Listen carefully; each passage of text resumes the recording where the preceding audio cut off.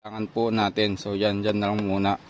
Tapos ito po yung yung switch para sa ating stock horn. At kapag pinindot po natin ito, kakadwa, yan. So pag pinindot po natin yung kakadwa, yung ito yung stock horn natin, ang magiging tunog niya, ganito kakadwa.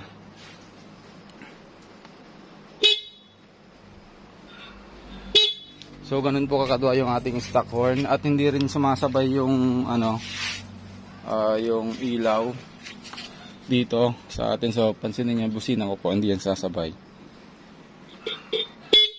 So yan, hindi po sumasabay sa ating LED. Yan. So yun po yung ating stock horn kakadwa, at subukan naman po natin yung ating